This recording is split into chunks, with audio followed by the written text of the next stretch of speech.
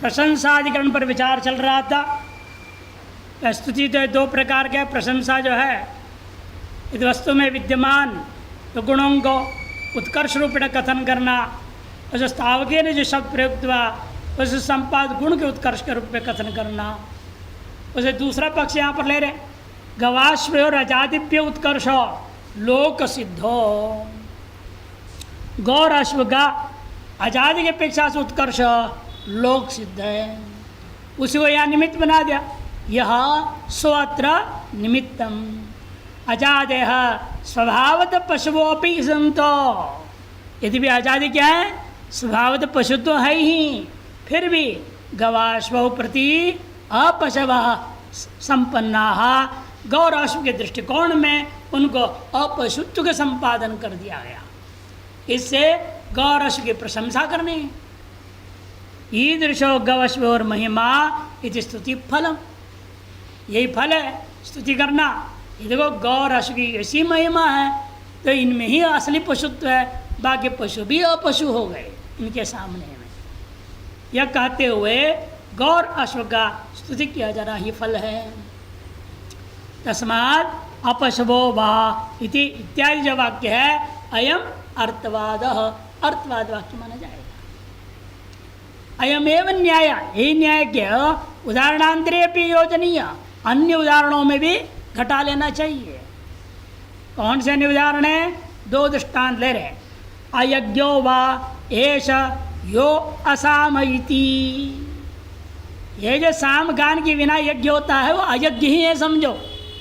जिस यज्ञ में सामगान नहीं है वह यज्ञ अयज्ञ ही है समझो। इसे गौरव से भिन्न वो क्या है? पशु ही नहीं है। भेड़ बकरी आदि पशु ही नहीं है। जैसे कहा ऐसे है, वो भी याग तो है, दशपणमास याग है, याग है। अग्निहोत्र भी याग है, वैदिक याग है, लेकिन उससे सामगान नहीं होता। ज्योतिष्टोम है, अश्वमेध याग है, राशि याग, सब में सामगान होता है। से जिसमें सामगान ना हो उस याग को सामगान से युक्त याग के दृष्टिकोण में अयज्ञ कहते हुए इसकी स्तुति की करते। एवमेव असत्रम वा एतद् यत् छंदोमम् इति, असत्र जिसमें छंदोमन नहीं है वो सत्र याग ही नहीं है। ऐसे सत्र यागों को भी असत्र कह दिया जिसमें छंदोम नहीं है। छंदोम मने 40, 44, 48 अक्षरों वाले छंद जिसमें नहीं है। चतुर्विंश वाला कौन है? 24 वाला तो गायत्री हो गया। चतुर्विंश और चतुश्चत्वारिश, 44 और 48 दे रही है। 24 हो गया गायत्री, 44 हो गया त्रिष्टोप और 48 हो गया जगती। इन छंदों के द्वारा जिसमें गायन होता है उसका नाम छंदोमम नाम रख दिया, वैदिक नाम है। जिस जगह में गायत्री छंद से गाया जाए, त्रिष्टुप छंद से गाया जाए और जगती छंद से गाया जाए, ऐसे यज्ञों को छंदोम कहा जाता है। जहाँ ऐसा नहीं है वो मान लो असत्र है करके कह दिया जाता है। असत्रम वा ये तद यद छंदोमम इति अपरम उदाहरण। अग्निहोत्र दशपूर्णमासादिर यज्ञोपि सामहीनत्वात्, अग्निहोत्र दशपूर्णमास आदि वैदिक यज्ञ होते हुए भी सामगान से रहित होने के कारण अयज्ञो भवति। ऐसे कहते हुए सामगान युक्त यज्ञों का प्रशंसा किया गया। ईदृश सामनो महिमा, यही साम की महिमा है, वह यज्ञ को भी महान बना देता है। छंदों में शब्द है ना, देखो बता रहे, छंदों में शब्द से चतुर्विंश, चत्वारिंश और अष्टाचत्वारिंश इति त्रयस्तोमा उच्चन्ते। छंदोमा एक नाम है जो 24 अक्षर वाले स्तोम, 40 अक्षर वाले सोम और 48 अक्षर वाले स्तोम से युक्त जो यज्ञ है उनको कहा जाता है। अक्षर संख्या साम्येन, अक्षर संख्या की सादृश्यता को ध्यान में रखते हुए 24 से तात्पर्य गायत्री, 40 से तात्पर्य त्रिष्टुप, 44 से तात्पर्य जगती। छंदोभिर गीयमानत्वात् उनके द्वारा ही गाया जाता है। इसे तेषाम विष्टुति साम ब्राह्मण द्रष्टव्या, इनके विस्तार जो जानना है, कैसे इनको गाया जाता है, क्या विस्तार है इसका, उसको तो साम ब्राह्मण में ही समझना चाहिए। अतः सत्रमपि चतुर्श्रात्रादिकम छंदोमरि तत्वाद असत्रम भवति। 12 दिन रात से अधिक दिन रात में होने वाले यागों का नाम सत्र होता है। 14, 15 महीना भर, 21 दिन महीना वगैरह करते हैं। सत्र याग तो लंबे लंबे सत्र, साल भर का भी होता है सत्र याग। जो कहते हैं जो भले सत्र याग है वो 14 रात्रि तक होने से ज़्यादा दिन होने वाला सब यागों का नाम सत्र याग होता है। फिर भी वे छंदों में रहित होने से, मनुष्य याग में गायत्री छंद से गाया न जावे, जगती छंद से न गावें और त्रिष्टुप छंद से न गाते हों आप, तो निश्चित रूप से को हम असत्र याग ही कहेंगे। यूँ कहते हुए छंदों से युक्त सत्रों की महिमा गाया गया। अतः सत्रम अपि चतुर्दश रात्रादिकम छंदोमरि तत्वाद असत्रम भवति। ईदृश छंदोमानाम महिमा, ये छंदोमो उनकी महिमा है कि वे सत्र की वास्तविक सत्रत्व प्रदान कर देते हैं। इत्येवं स्थावकत्वाद अर्थवादत्वम, स्थावक होने के नाते इनको अर्थवाद माना जाता है। सत्रवाधिकरण है भूमाधिकरण। या भूमा से हो ब्रह्म नहीं लेना, चांदी उपनिषद वाली भूमा विद्या नहीं लेना। यहाँ भूमन शब्द है बहुत अर्थ में, भोश्च बहु है ना, सूत्र भी कहता है बहु शब्द को ही भू आदेश हुआ है। बहुत्व वहाँ पर उसका अर्थ आप लेते हैं व्यापक, यानी यहाँ संख्या पर लेंगे बहुत्वम। अधिक मंत्रों में एक ही शब्द का बार बार आने से उसको भूमा शब्द कहा जाता है, बहुत्व के कारण से। इसलिए इस अधिकरण का नाम भूमाधिकरणम या बहुत्वाधिकरणम। सृष्टिरुपदधातीति ये मंत्रा सृष्टिलिंगकाः विधेयास्ते गुणत्वेन वादो वात्र गुणे विधिः आख्यातेन अभिसंबन्धात् अविध्यन्तरयोगतः लिंग प्रकरण प्राप्तो मंत्राणां विद्या संभवात् तान् अनुद्येष्टगाधानं विदध्यास्तोष्यते यतः यथा सृष्टित्यनेनातः सृष्टिरित्यर्थवादगीः एकया स्तुवतेत्यादौ मंत्रसंगे क्वचित् न हि सृष्टिशब्द सदाप्युक्ति सृष्टिशब्देन भूमतः। सृष्टिरूपदधाति विधिवाक्य, ये मंत्र जो मंत्रों का पाठ हुआ है वह सब सृष्टिलिंग का, सृष्टि शब्द से पहचाने जाते हैं। सृष्टि है लिंग, पहचानने का तरीका, शब्द जिनके, उन्हें कहते सृष्टिलिंग का मंत्राहा। वह अनेकों मंत्र हैं और अधिकतर मंत्रों में सृष्टि शब्द आया हुआ है, पहले वाले में नहीं है, बीच कुछ में नहीं है, इन अधिक में, बहुत में है। इसलिए पूरे मंत्र समूह को ही हम क्या कहते हैं, सृष्टि नाम से कहते हैं। आख्यातेन अभिसंबंधात् अविध्यंतर योगतः, आख्यात के साथ संबंध होने से गुण विधि मानना चाहिए। पूर्व पक्ष पहले शंका ये उठाया, विधेयास्ते गुणत्वेन वादो वात्र, यहाँ विधेय होने के नाते गुण विधि माना जाए या इसको अर्थवाद माना जाए। पूर्व पक्षी कहता है अत्र गुणे विधि, गुण विधि मानना चाहिए। क्यों? आख्यात के साथ अभिसंबंधात, विधि के साथ संबंध होने के कारण। और अर्थवाद इसलिए नहीं हो सकता कि विध्यंतर के संबंध होना चाहिए।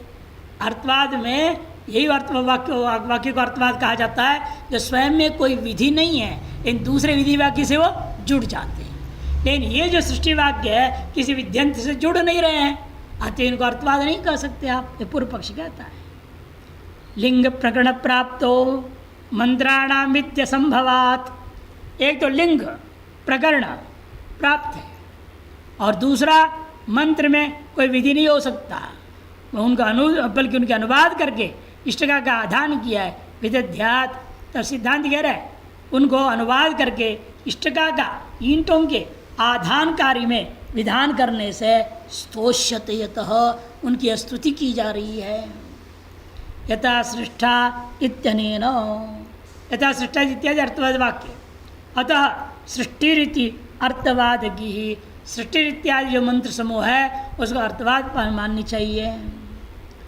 पूर्व पक्षी कहते हैं पहला मंत्र उसमें जो था समूह के पहले वाले में एकया स्तुवते कहा, यह सृष्टि शब्द है ही नहीं। इत्यादो मंत्र संज्ञे क्वचिन नहीं, कहीं कहीं पर सृष्टि शब्द है ही नहीं समूह में। सृष्टि शब्द तथाप्युक्ति ही तो सिद्धांत कहते नहीं नहीं, फिर भी सृष्टि शब्द वह अधिकतर में प्रयोग देख रहा है। अतएव क्यों सृष्टि शब्देन भूमतः सृष्टि शब्द का बहुत ज़्यादा प्रयोग हुआ है। सभी में भले ना हो, कुछ में न रहने पर भी अधिक में होने के कारण से उस पूरे समूह का नाम, जैसे क्षत्रिय न्याय होता है, एक दो छाता लिए चल रहे हैं, सबको आप कहते सब छात्र लेके चल रहे कह देते हो। से दो चार मंत्र में भी यदि सृष्टि शब्द है तो पूरे समूह का नाम सृष्टि रखने में आपत्ति नहीं है। यह सिद्धांत कहता है, इसे अर्थवाद माननी चाहिए। अग्निचयन श्रूयते, अग्निचयन प्रकरण में यह बात पठित है। सृष्टिर नहीं सृष्टिरूपदधाति दीर्घकारान्ते सृष्टिरूपदधाति इति, सृष्टिर उपदधाति। क्या इसका अर्थ स्वयं बता रहे। सृष्टि शब्दोपेता मंत्रा यासाम इष्टगानम उपदाने विद्यन्ते ता सृष्टि इष्टगाः सृष्टयः इत्युच्यन्ते। सृष्टि शब्द से युक्त मंत्रों को जिन ईंटों के उपधान कार्य में प्रयोग किए जा रहे हैं ता इष्टगा, उन ईंटों को सृष्टि शब्द से भी कहे जाते हैं। सृष्टिमान आसाम उपधाने, ये प्रयोग करूँगा विग्रह वाक्य। सृष्टिमान आसाम उपधाने मंत्रे इति विग्रह वाक्य। सूत्र कौन है। तद्वान आसाम उपधानो मंत्र इति इष्टकासो लुक्च मतो हो, ये सूत्र है, पाणिनि सूत्र है 4:4-125। उसका संकेत ने दिया तद्वान आसाम उपधानो मंत्रे इति इष्टकासो लुक्च मतो हो, स्पष्ट कर दिया मंत्र समूह में नाम के रूप में प्रयोग होगा। अभी किसके लिए मंत्र प्रयोग होना चाहिए। इष्टगास हो, इष्टगा चयन आदि कर कार्य में, और वहाँ मतुब का लुक कर देना। यहाँ विग्रह क्या कर दो। सृष्टिमान, सृष्टिमान मतु प्रत्यय है, उन्हें सृष्टि शब्द है जिसमें तदस्य अस्मिन अस्मिन इति मतुब, तदस्मिन अर्थ में ले लो। सृष्टि शब्द है जिन मंत्र समूहों में आसाम उपधान है और ईंटों के उपधान कार्य में प्रयोग किया जा रहा है, ऐसे जो मंत्र समूह है इस पर से विग्रहवाक्य करके जो है तद्वान आसाम उपधानो मंत्र इष्टका सलुक्चबतो सूत्र से इत्यादि व्याकरण सूत्र सिद्ध प्रक्रिया तन निष्पादनात् सृष्टि शब्द को मत प्रत्यय लोप करके इस सूत्र के द्वारा हम निष्पादन किया है। और सूत्र कार्य बनाया गया पाणिनि के द्वारा ये विशेष कार्य के लिए इष्टिका चयन में ही प्रयोग हो रहा हो, अन्य के लिए नहीं। इष्टकासु बोल दिया सूत्रकार ने और मतुब को लुक भी कर दिया। सृष्टिमान, सृष्टिमान आसाम, सृष्टिमान में क्या है मतुब प्रत्यय, उस मतुब का लुक करके सृष्टि मात्र बच गया। सृष्टि शब्दोपेता, सृष्टि शब्दोपेताश्च उपधान मंत्रा, सृष्टि शब्द से युक्त कौन मंत्र है उपधान मंत्र है, उनको यह सृष्टि शब्द से कहा गया। एकया स्तुवते इत्यस्मिन् अनुवाके सामनाता, एकया स्तुवति इत्यादि जो अनुवाक है उसमें पठित है वे ब्रह्मा सृज्यत भूतानि असृज्यन्त इत्यादि ना, अनेक शब्दों में सृज धातु का प्रयोग हो रहा है। इत्यादि ना सृजित धातु तेष प्रयुक्तत्वात्, सृज धातु के रूपों को इन मंत्रों में अधिकतर मंत्रों में प्रयोग देखने को मिलता है। ते मंत्रा अत्र सृष्टि शब्देन उपधाने गुणत्व विधीयते। उन मंत्रों को सृष्टि शब्द के द्वारा ग्रहण करते हुए उपधान रूपी क्रिया में गुणत्व विधान किया गया, पूर्व पक्ष कहता है।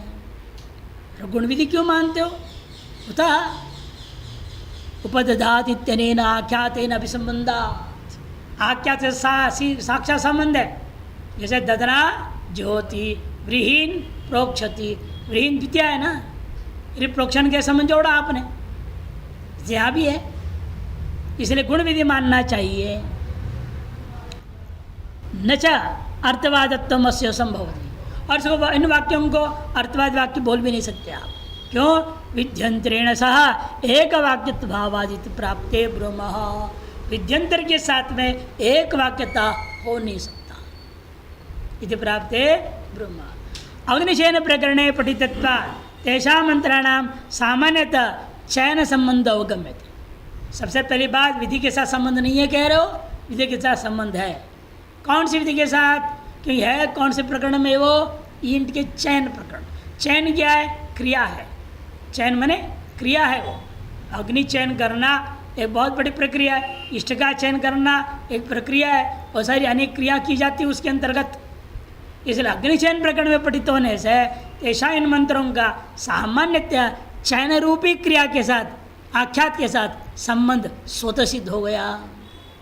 रही बात विशेष संबंध, विशेष संबंधस्तु सृजति लिंगादव गंतव्य, सृज धातु के माध्यम से हम निश्चय कर लेंगे। तथा ही सती, कैसे निश्चय होगा बताओ? प्राप्तत्वात् नते मंत्रा अत्र विधीयन्ते।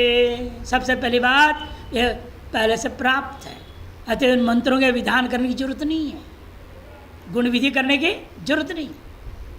अब प्राप्त का जो विधान करना हो तो गुण विधि माना जाता है। भाई दधना ज्योति क्यों गुण विधि हो गया? अप्राप्त था। अप्राप्त दही को साधनत्व ने विधान किया। ऋण प्रोक्षति, प्रोक्षण रूपी क्रिया व्रीहि के प्रति अप्राप्त था। अप्राप्त हो तो विधान किया जाए। यहाँ तो मंत्र तो सिद्ध वस्तु बोधक है, अतः प्राप्त है वो तो। प्राप्तत्वात् नते मंत्रा अत्र विधीयन्ते, किंतु तान मंत्रान अनूद्य, बल्कि इन मंत्रों को अनुवाद करके कहा जा रहा है इनका प्रयोग कहाँ करना चाहिए? इष्ट का उपधानम विधीयते, इष्ट का इंटों का उपधान कार्य में उपयोग करना चाहिए। उपधान कार्य क्या होता है?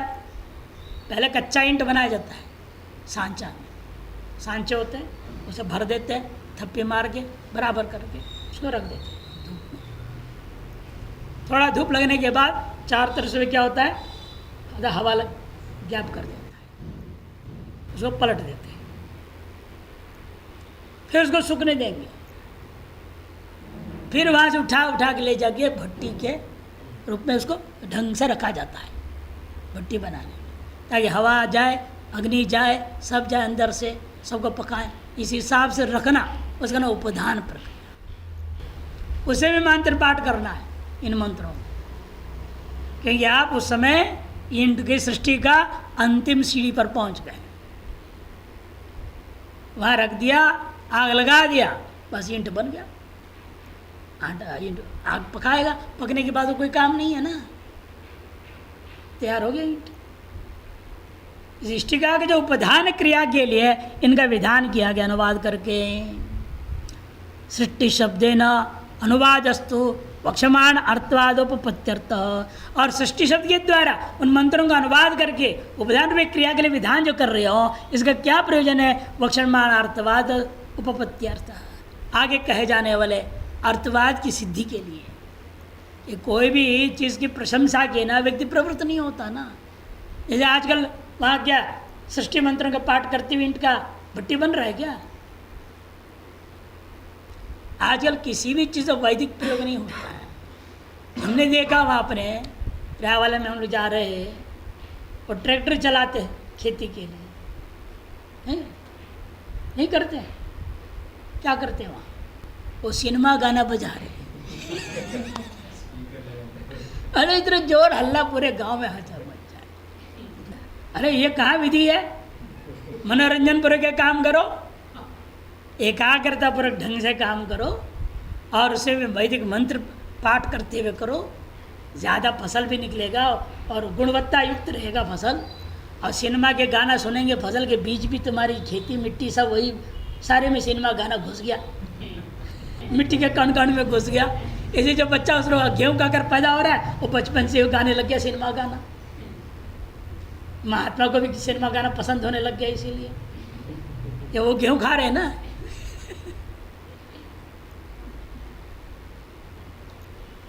फिर जब वैदिक प्रक्रियाओं से सृष्टि क्रम रहा ही नहीं, अवैदिक प्रक्रिया से सृष्टि क्रम होगा, चाहे ईंट उत्पत्ति हो, चाहे गेहूँ उत्पत्ति हो, चाहे कोई भी चीज़ हो।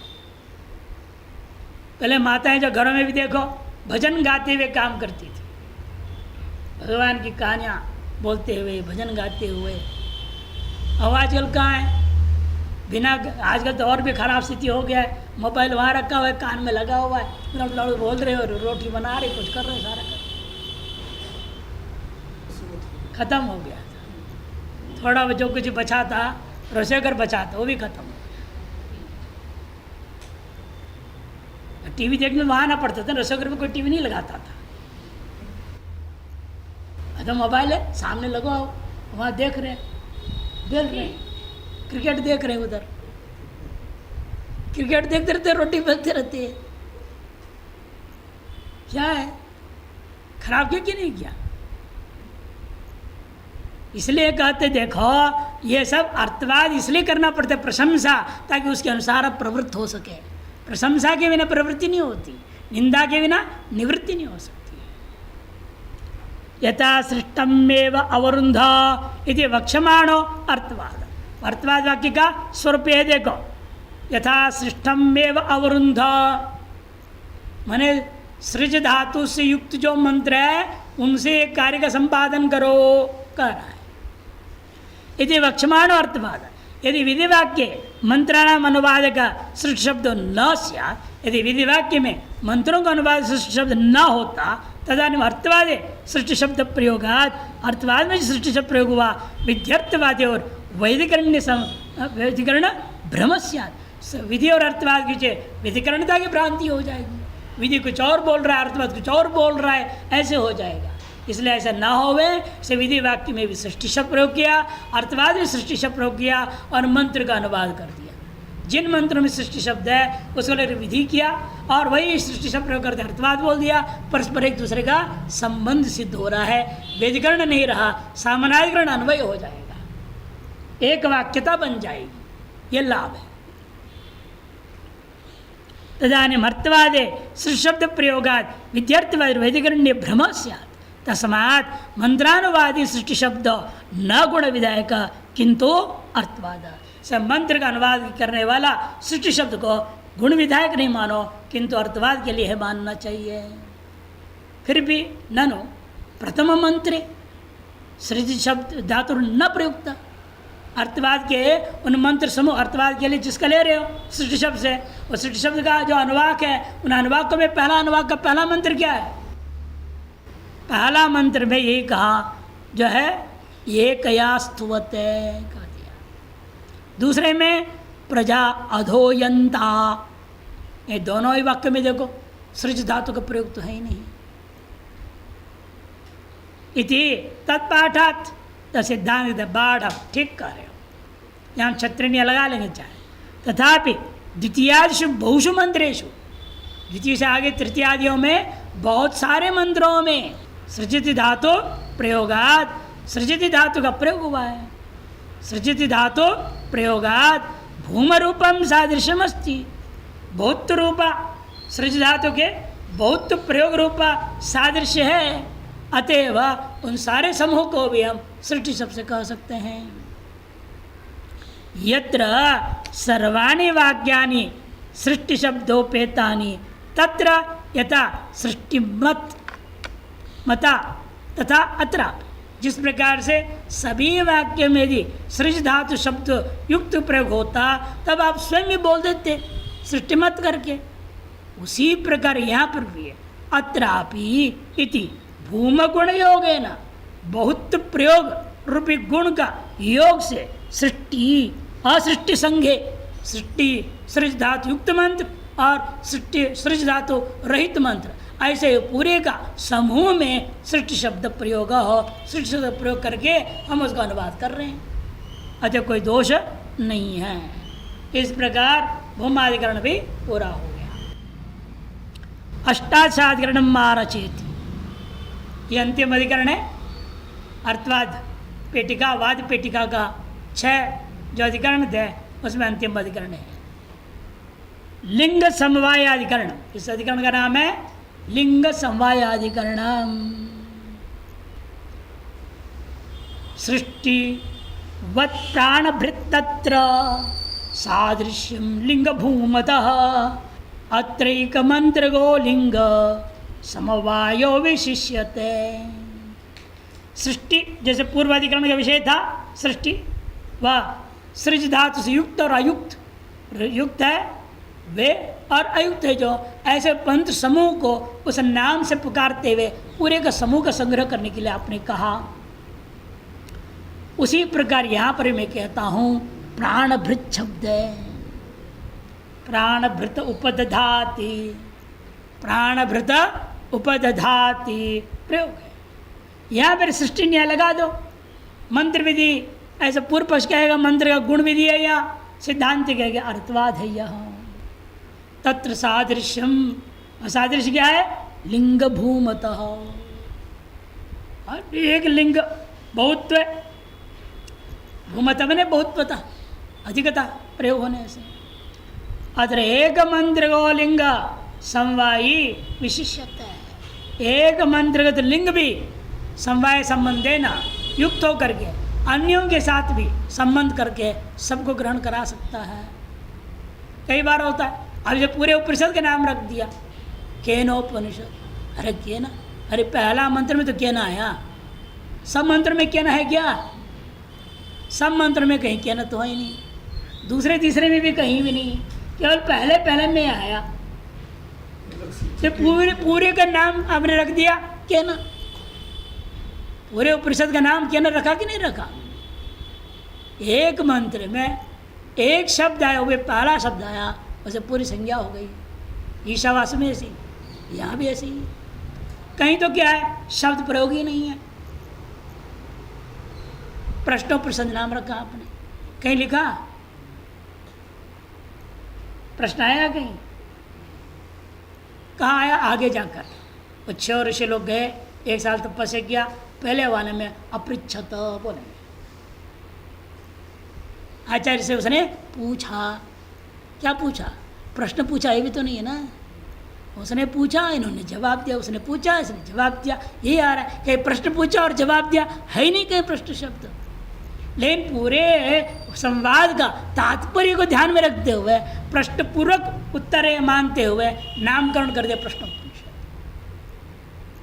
इसे किसी भी मंत्र समूह का जो संज्ञाकरण जो हो रहा है, नामकरण जो होता है, ये कोई जरूर नहीं है और शब्द वहाँ बार बार प्रयोग होना चाहिए। ठीक है, वहाँ सृज धातु में ऐसे था, इसे उसके अनुसार हमने कह दिया, तो वो सर्वत्र घटा हो गया तो नहीं हो सकता है ना, अन्य तरह से है नहीं। इस एक मंत्र गोलिंग समवायो विशिष्यते। देखो दृष्टांत है, प्राण भृत उपदधाति, जैसे वहाँ था ना सृष्टि उपदधाति, यहाँ पर भी प्राण भृत उपदधाति इत्यत्र भी सृष्टि न्याय न मंत्र विधि पूर्व पक्ष, यहाँ भी मंत्र का उस कार्य में गुण विधि है ऐसा मान लो पूर्व पक्ष कहता है। लिंग प्रकरण प्राप्त मंत्रानुवादेन इष्टकोपदान विधि ही, लिंग प्रकरण प्राप्त और मंत्रानुवाद इन 3 के द्वारा वहाँ इष्टका के उपधान में विधि मान लिया गया था। क्या था? लिंग था, प्रकरण प्राप्त था और मंत्रानुवाद था, इसके इष्टका उपधान माना गया। एतस्य प्राणान् दधाति, सर यहाँ पर भी क्या है? एतस्यैव प्राणान् दधाति, मैंने प्राण धारण कर रहा है, प्राणभृत इत्यस्य वक्ष्यमाण अर्थवादस्य उपपत्तये प्राणभृत शब्देन मंत्रानुवाद। इसलिए आगे आने वाला इस अर्थवाद वाक्य की उपपत्ति के लिए वर्तमान विधि वाक्य जो क्या था, प्राणभृत उपदधाति में प्राणभृत शब्द के द्वारा उन मंत्रों का ही अनुवाद किया गया है। पूर्वत्र द्वितीयादि मंत्रेषु सृष्टिलिंगानां बाहुल्यम, बस इतना ही फर्क है। पूर्व में क्या था, सृज धातु का प्रयोग और बहुत सारे मंत्रों में था, भले पहले में नहीं तो क्या हुआ, बाद वालों में तो था। यह तो प्रथम मंत्र एवं प्राणभृत लिंगम आमनायते, यहाँ तो लेकिन क्या है, केवल प्रथम मंत्र में प्राणभृत शब्द आया हुआ है। प्रथम मंत्र एवं प्राणभृत लिंगम आमनायते, अयम पुरो भुवस् तस्य प्राणो भौवायन इति एकस्यैव मंत्रस्य प्राणभृत्वेपि, एक ही मंत्र में प्राणभृत शब्द आया है, पहला मंत्र में। उतने मात्र से पूरे समूह का नाम हमने क्या रख दिया, प्राणभृत। चित्रणो गच्छन्ति इति वत्, छाते वाले जा रहे हैं, सब थोड़े छाते वाले थे, एक आदमी जा रहा है छाता लेके, तो सब छाते वाले जा रहे बोल दिया जाता है, छत्र न्याय बोलते उसको। उसे यहाँ पर भी एक मंत्र भले ही आ गया, इन पूरे मंत्र समुदाय का उन नाम से पुकारा जा सकता है। इतिवत् तद सहचरिता सर्वे मंत्र, उसके साथ पठित अन्य जितने भी मंत्र हैं उन सभी को प्राणभृत शब्द लक्ष्यन्ते, प्राणभृत शब्द के द्वारा उनको लक्षित किया जाता है। तदेव यजमान कार्य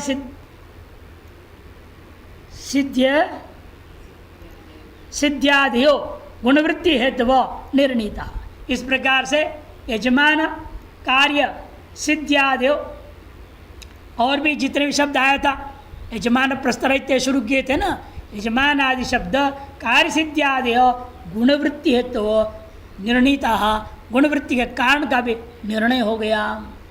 तथा चोक्तम, गौणवृत्ति मैंने अर्थवाद परक लेना, गुणवृत्ति मैंने गौणवृत्ति, गौण का मतलब क्या, अर्थवाद परक हमने घटा दिया है। तथा चोक्तम, वो 6 अधिकरणों को इकट्ठे संग्रह कर रहे वाद पेटिका। तत्सिद्धि जाति सारूप्य प्रशंसालिंग भूमि षड भी सर्वत्र शब्दानां गौणी वृत्ति प्रकल्पिता इति। तत्सिद्धि न्याय, जाति न्याय है ना, पहला अधिकरण का नाम क्या था, तत्सिद्धि, वाद पेटिका का पहला अधिकरण का नाम था तत्सिद्धि, दूसरा जाति, तीसरा सारूप्य, चौथा प्रशंसा, पांचवा लिंग, छठा भूमा। इति षड्वी सर्वत्र शब्दानां गौणी वृत्ति में अर्थवाद परक शब्दों में मुख्यार्थ त्याग करके गौणार्थ लेकर के प्रशंसादि में घटाना चाहिए, इस प्रकार से प्रकल्पिता इति। अर्थवाद पेटिका समाप्त हो जाता है। अब आता है वापस पहले ही प्रक्रिया में लौटते हैं शब्दार्थ निर्णय करने के लिए। एकोनविंशाधिकरण मारचेति, 19वां अधिकरण आरंभ होता है, वाक्यशेषाधिकरण बोलते हैं इसको, इसका नाम है वाक्यशेषाधिकरणम। शर्करा उपधत्ते अक्तास तेजो वै घृतमत्र किम तैलादिनांचिता कथा घृतेन्नैवाथवा अंजनम तैलादिनापि मुख्यत्वाद् असंजात विरोधनात् अप्राप्तार्थतश्चास्य विधेर्वादात् बलित्वतः सामान्यम अननुष्ठेयम विशेषस्तु विधौ नहि घृतेनैवांजनं वाक्य शेषा संदिग्ध निर्णयात् अर्थवादगता चेयं श्रुतिर्घृतमुपेयुषी बोधयन्ती विधेयत्तं घृतस्य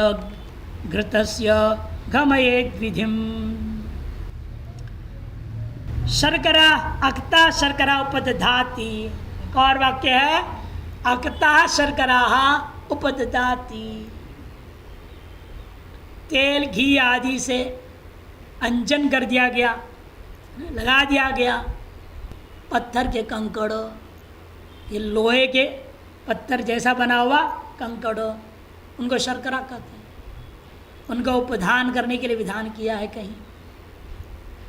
वहाँ पर अक्ता से कहा नहीं सरसों तेल लगाऊं, बादाम तेल लगाऊं, पतंजलि के केश कांति लगाऊं, है कौन से तेल लगाना है ये तो कहा नहीं है वहाँ, ये घी से करूं। अक्ता कह दिया, कोई न कोई से अंजन करना है, उसको लगाना है, किसे करना है। पूर्व पक्ष कहते हैं तैला देना, या कहा नहीं कुछ भी, तो सस्ते सस्ते ले लो ना कोई, कहा तो महंगा घी में जा रहे 600 रुपये किलो, 100 रुपये किलो वाला ठीक है नहीं, सरसों तेल उसे काम चलाया जाए। तैलादिना अंचिता अक्ता शर्करा उपदाति इत्यत्र विचार क्या है? तेजो वै घृतम इत्यत्र किम अत्र किम, और पूरा वाक्य वाक्य शेष में क्या है? तेजो वै घृतम का है, ये वाक्य शेष है, विधि वाक्य का शेष में आया। यहाँ विचार किया जा रहा है किम तैलादिना अंजिता अक्ता घृते नहीं भवा, तैल आदि से अंजन करनी है, अक्त कर देना है, अंजित कर देना है, अथवा घृत से। पूर्व पक्ष कहता है तैलादिनापि मुख्यत्वात्, तैलादिनापि अंजन कर्तव्यम, कि मुख्यार्थ तो तैल ही होता है, वो भी तिल का, कि तैल शब्द भाई बनता ही तिल से, तिलस्य विकार ही थी तैलम, और जो सबके साथ जोड़ दिया अपने, सरसों का भी तैलम कह दिया, नारियल का भी तैलम कह दिया, किसी चीज़ का जड़ी बूटी डाल के बना दिया तो भी तैलम बोल देते हो। ये मुख्यतया तिल के निकला हुआ विकृत जो रस है उसी का नाम तैलम। व्याकरण के अनुसार तिलस्य विकार इति तैलम बनता है। मुख्य वृत्ति क्या है? इसलिए तिल का तेल होना चाहिए। भाई महंगा लगता है तो चलो सरसों तेल से काम, तेल से तो काम चलाओ, घी क्यों जा रहे हो? पूर्व पक्षी कहता है क्यों? असंजात विरोधात। पहले हेतु दिया मुख्यत्वात्, मुख्यार्थ क्या है? अंजन के प्रति तेल चाहिए, मुख्यार्थ तेल का, तिल के ही विकार में है, अतएव तेल से अंजन करना। दूसरा हेतु देता है असंजात विरोधात, कोई दूसरा विधि तो नहीं है ना, अमुक से करो, विधि तो है नहीं। यदि दूसरा कोई विधि होता तो विरोध हो जाएगा, तो नहीं जो विधि के कारण से उसके अनुसार ही करना पड़ेगा, ये नहीं करोगे आप, सामान्य अर्थ के लिए करने करोगे। असंजात विरोधात। तीसरा हेतु थे अप्राप्तार्थत्वतश्च, और अन्य और कोई अर्थ प्राप्त भी नहीं है, अतएव विधेर्वादात बलित्वत। और अर्थवाद वाक्य ले रहे हो तुम, तेज में घृतम क्या तो निर्णय लेना चाहते हो, ठीक नहीं है, क्योंकि ये अर्थवाद की अपेक्षा से विधि बलवान होता है। सामान्यम अनुष्ठेयम, तो सिद्धांत कहते नहीं। अखता में क्या कहा गया है? कोई न कोई चीज़ से अंजन लगाना है, उन कंकड़ों को अंजन करना है। किससे तो कहा नहीं। सामान्य जो विधि होता है वो अनुष्ठेय नहीं होता, जब तक विशेष निर्णय न हो आप अनुष्ठान नहीं कर सकते। सामान्यम अननुष्ठेयम विशेषस्तु विधो नहीं, और विशेष पर कोई विधि नहीं है। यहाँ पर तुमने ही कहा विधि नहीं है, दूसरा कोई, हम भी मान लेते विशेष बोधक कोई विधि नहीं है, लेकिन फिर भी हम निर्णय क्या लेंगे? घृत से ही करो। क्यों? घृते नैव अंजनम वाक्य शेषात, इन वाक्य शेष के आधार पर है तुम्हारे पास क्या है? वाक्य शेषात। यदि घी से अंजन करना नहीं होता, घी का स्तुति क्यों कर रहे हैं? वहाँ व्यर्थ हो जाएगा ना घी का स्तुति करना। स्तुति किसकी होती है? हमेशा विधेय की। निंदा किसकी होती? निषेध की। जिसको निषेध करना होता है उसकी निंदा होती है, जिसके विधान करना होता है उसकी स्तुति है। यदि घी के द्वारा अंजन लगाना या विधि नहीं था, फिर विधि का वहाँ पर अर्थवाद में घी का स्तुति क्यों कर रहे हो? अच्छा, घी का स्तुति होने से, स्पष्ट शब्दों से न बोलने पर भी यह घी अपने आप विहित हो गया, विधि मानना पड़ेगा इसका, ये इनका कहना है। वाक्य शेषात संदिग्ध निर्णयात, जहाँ संशय होता है किससे करो किससे ना करो, वहाँ निर्णय वाक्य शेष आदि अनेक हेतुओं से की जाती है, और यहाँ वाक्य शेष हेतु से हम कर रहे हैं। अर्थवादगता चेयम स्तुतिर घृतम उपेयुषी, अर्थवाद में जो विद्यमान स्तुति है यह घृत में विधि करने में उपयोगी हो रहा है। बोधयंती विधेयत्वाम, इसलिए घृत ही विधेय है, इस बात को बोध करती हुई घृतस्य गमयेत विधिम, घृत का ही विधि यह बोध करा दिया। अतएव घी से ही अंजन किया जाएगा, अन्य तेल आदि से नहीं। घी से भी महंगा तेल है ना, घी भी 600 रुपये किलो होता है।